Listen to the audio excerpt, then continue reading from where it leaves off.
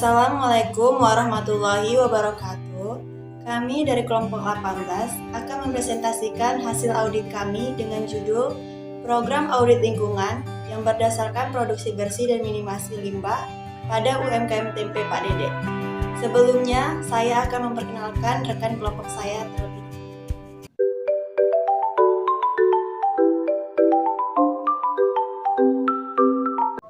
UMKM Tempe Pak Dede merupakan home industri tempe yang berada di Jalan Yosudarso, Tanjung Mulia, Gang Perwira nomor 92, Medan. Home industri ini sudah ada sejak 2016, yang artinya sudah berdiri sejak 5 tahun yang lalu. Home industri ini bergerak di bidang makanan, yaitu produksi tempe. Susunan direksi pada UMKM ini dimulai dari Pak Dede sebagai pemilik usaha tempe, serta 7 orang pegawainya yang berada di bagian berbeda. 2 orang di bagian pembuatan tempe, 3 orang di bagian pembungkusan, 1 orang di bagian distribusi. Pak Dede memulai bisnis tempe ini karena terinspirasi oleh pengalaman kerjanya dulu, yang bekerja sebagai pendistribusian tahu. Jadi dalam 1 hari Pak Dede bisa mengelola kedelai menjadi tempe sebanyak 200 kg. Pak Dede menggunakan bahan baku kedelai impor dari Meksiko dan Vietnam karena kualitas bahan dan kedelai yang telah diteliti baik untuk bahan baku tempe agar tahan lama. Sedangkan jika bahan baku lokal kualitasnya tidak cukup baik, hingga ketahanannya maksimal hanya 2 hari, sedangkan kedelai impor bisa sampai 5 atau 6 hari. Kenapa Pak Dede tidak membuka usaha tahu? Karena untuk membuka usaha tahu membutuhkan modal yang besar, sehingga Pak Dede terpikir untuk membuka usaha tempe. Untuk lokasi usaha tempe ini pun Pak Dede memanfaatkan lahan seadanya di samping rumahnya untuk meminimalkan pengeluaran biaya. Pak Dede belanja bahan baku seminggu sekali sebanyak 1.700 kg, sedangkan untuk produksi sehari sebanyak 4 goni. Dalam 1 goni berisi 50 kg. Harga jual bisnis tempe Pak Dede memiliki beberapa macam harga, yaitu mulai dari harga Rp650, Rp1.500, Rp2.000, Rp2.500, dan Rp3.500. Untuk usaha tempe Pak Dede ini, Pak Dede belum menemukan cara untuk mendaur ulang sisa limbah produksinya, sehingga Pak Dede membuat pipa pembuangan yang diarahkan langsung ke sungai. Sedangkan limbah padat seperti kulit dari kacang kedelai tersebut diberikan kepada orang lain yang mempunyai ternak kambing, sehingga tidak menjadi limbah. Berdasarkan temuan bukti yang kami peroleh selama audit yang kami lakukan, kami dapat menyimpulkan sebagai berikut. Yang pertama, tentang kondisi UMKM tempe tersebut. Yang pertama, UMKM tempe ini sudah mampu memahami peraturan dalam penyortiran bahan baku sebelum diolah. Yang kedua, UMKM tempe ini tidak memanfaatkan limbah dari proses produksi tempe. Yang ketiga, bahan baku merupakan impor dari negara Meksiko dan Vietnam, sehingga kualitasnya lebih baik. Yang keempat, UMKM tempe ini sudah memahami pemilihan air yang baik untuk proses produksinya. Yang kelima, selama proses berlangsung, UMKM ini masih menggunakan metode manual. Yang keenam, pembuangan limbah UMKM ini masih kurang tepat karena disalurkan ke sungai sehingga akan terjadi pencemaran air dan udara. Yang ketujuh, lokasi UMKM ini masih kurang efektif karena lahan yang dipakai tidak sesuai standar dalam usaha. Selanjutnya membahas kriteria pada UMKM ini. Berdasarkan identifikasi hasil audit kami, limbah yang telah diketahui dari beberapa proses kegiatan produksi, maka terdapat jenis limbah yang dihasilkan, yakni berupa limbah padat dan limbah padat dengan kriteria Undang-Undang Nomor 81 Tahun 2012 tentang pengelolaan sampah rumah tangga dan sampah sejenis sampah rumah tangga, Pasal 1 Ayat 2, yang berisi bahwa sejenis rumah tangga adalah sampah rumah tangga yang berasal dari kawasan komersial, kawasan industri, kawasan khusus, fasilitas sosial, fasilitas umum, atau fasilitas lainnya. Yang kedua, Undang-Undang Nomor 81 Tahun 2012 tentang pengelolaan sampah rumah tangga dan sampah sejenis sampah rumah tangga, Pasal 10 Ayat 1, bahwa penyelenggaraan pengelolaan sampah meliputi pengurangan sampah, dan penanganan sampah. Nomor 3, Undang-Undang Nomor 81 Tahun 2012 tentang pengelolaan sampah rumah tangga dan sampah sejenis sampah rumah tangga pasal 11 ayat 1 bahwa pengurangan sampah meliputi pembatasan timbunan sampah, pendaur ulang sampah, dan pemanfaatan kembali sampah. Selanjutnya, limbah cair. Kriterianya berasal dari Peraturan MELHRI Nomor 5 Tahun 2014 Pasal 1 Ayat 14 bahwa industri pengolahan kedelai adalah usaha atau kegiatan yang memanfaatkan kedelai sebagai bahan baku utama yang tidak bisa digantikan dengan bahan lain. Yang kedua, Peraturan MELHRI Nomor 5 Tahun 2014 Pasal 1 Ayat 31 bahwa baku mutu air limbah adalah ukuran batas atau kadar unsur pencemar dan jumlah unsur pencemar yang ditenggang keberadaannya dalam air limbah yang akan dibuang atau dilepas ke dalam media air dari suatu usaha atau kegiatan.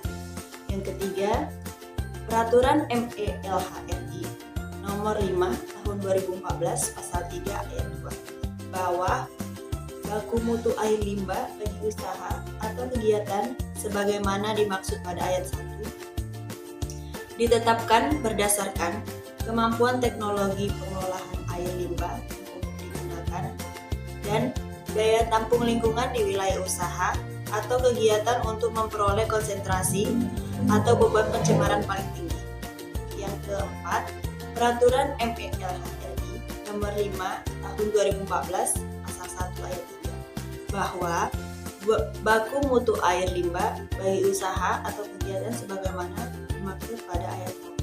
Selanjutnya membahas penyebab pada UMKM tempe ini. Yang pertama, kerusakan pipa pembuangan limbah biasanya disebabkan oleh penumpukan dari endapan limbah dan sambungan pipa yang terlepas. Yang kedua, ukuran tempe yang berkurang biasanya disebabkan oleh naiknya harga bahan baku atau sulitnya untuk mendapatkan bahan baku. Yang ketiga, limbah yang tidak dimanfaatkan menyebabkan pencemaran air dan udara dikarenakan pembuangan limbah yang kurang tepat. Yang keempat, hasil produksi yang menumpuk disebabkan karena pelanggan mengurangi jumlah pesanan yang telah dipesan sebelumnya. Yang kelima, suhu ruangan yang kurang tepat akan menyebabkan kurangnya penumbuhan jamur pada tempe.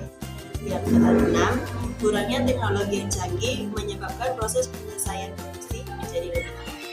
Yang ketujuh, pemilihan bahan baku yang tidak baik akan menyebabkan gagalnya produksi serta akan mengganggu kesehatan konsumen tersebut. Selanjutnya membahas akibat pada UMKM ini. Pertama, pembuangan limbah yang terus-terusan ke sungai akan mengakibatkan pencemaran sungai sehingga di kedepannya limbah harus didaur ulang. Yang kedua, pemakaian packaging yang menggunakan plastik mengakibatkan tidak ramah lingkungan sehingga harus diminimalisir menggunakan daun pisang. Yang ketiga, penggunaan bahan baku yang berlebihan akan mengakibatkan proses produksi tidak berjalan baik. Yang keempat, pembuangan limbah yang jauh mengakibatkan pipa yang dipakai terjadi kebocoran karena sering terlepas. Yang kelima, pembersihan mesin yang kurang teratur akan mengakibatkan mesin cepat rusak dan memperlambat hasil produksi. Yang keenam, penentuan harga yang terjangkau banyak mengakibatkan permintaan pelanggan. Yang ketujuh, pasar yang tutup mengakibatkan penundaan distribusi tempe ke tempat yang seharusnya. Selanjutnya, untuk rekomendasi dari hasil audit ini, ditemukannya beberapa kelemahan yang harus menjadi perhatian manajemen di masa yang akan datang. Ada 5 kelemahannya, yaitu yang 1, kelemahan yang terjadi karena kurangnya modal untuk perluas lokasi. Kedua, kelemahan yang terjadi pada saat dilakukannya proses produksi yang tidak menggunakan teknologi. Ketiga, kelemahan yang terjadi pada saat pembuangan limbah yang kurang tepat. Keempat, kelemahan yang terjadi karena pemakaian packaging yang kurang ramah lingkungan. Kelima, kelemahan yang terjadi karena kurangnya perawatan dan pemeliharaan mesin produksi. Atas keseluruhan kelemahan yang terjadi, maka diberikannya rekomendasi sebagai langkah perbaikan yang diambil manajemen untuk memperbaiki kelemahan tersebut. Rekomendasinya yaitu yang pertama, UMKM harus membuat kebijakan dalam mendaur ulang limbah cair dan limbah padat, serta melakukan inovasi pada produk dengan memanfaatkan bahan baku yang sama. Kedua, pemilik dan karyawan harus diberikan pelatihan dalam penggunaan teknologi sehingga kedepannya UMKM ini lebih efektif dan efisien dalam proses produksinya. Ketiga, pemilik dan karyawan harus mengikuti pelatihan untuk dapat mengelola sisa limbah dari hasil produksi sehingga memberikan dampak positif juga untuk lingkungan walau sedikit demi sedikit dilakukan. Keempat, UMKM harus membuat packaging produk yang lebih ramah lingkungan dengan menggunakan daun pisang dan daun waru. Kelima, pemilik dan karyawan harus membuat jadwal dan peringatan yang baik agar perawatan pemeliharaan mesin produksi tetap berjalan sesuai dengan rencana yang telah dibuat. Keputusan untuk melakukan perbaikan atas kelemahan ini sepenuhnya ada pada manajemen. Tetapi jika kelemahan ini tidak segera diperbaiki, kami mengkhawatirkan terjadi akibat yang lebih buruk pada program produksi bersih dan minimisasi limbah di masa yang akan datang. Selanjutnya adalah ruang lingkup audit. Sesuai dengan penugasan yang kami terima, audit yang kami lakukan hanya meliputi masalah program audit lingkungan kerja di UMKM Tempe Pak Dede untuk periode tahun 2022. Audit kami mencakup penilaian atas standarisasi produksi bersih dan minimisasi limbah. Audit ini menilai apakah aktivitas-aktivitas berada dalam batasan-batasan legal yang diperkenankan hukum, peraturan atau tidak. Audit ini digunakan untuk memberikan masukan pada bidang masalah yang potensial, khususnya yang memiliki gambaran mengenai kondisi masa yang akan datang untuk dipertimbangkan. Audit ini mencakup kebenaran kepatuhan pada satu peraturan, penilaian waktu dan tenaga kerja. Audit ini juga menentukan apakah sisa limbah yang telah dipakai mengandung bahan yang tidak baik atau buangan beracun. Audit ini juga memberikan informasi dan keyakinan kepada pengelola mengenai kemampuan dalam mengkoordinasi pengendalian dan prosedur untuk mematuhi kebijakan lingkungan. Audit ini memberikan penilaian operasional yang digunakan untuk mengidentifikasi kesempatan-kesempatan serta meminimalkan buangan dan mengurangi polusi. Ruang lingkup audit lingkungan tergantung pada kebutuhan usaha, sehingga audit lingkungan dapat memberikan informasi-informasi mengenai yang pertama, sejarah atau rangkaian suatu usaha, rona dan kerusakan lingkungan di tempat usaha atau kegiatan.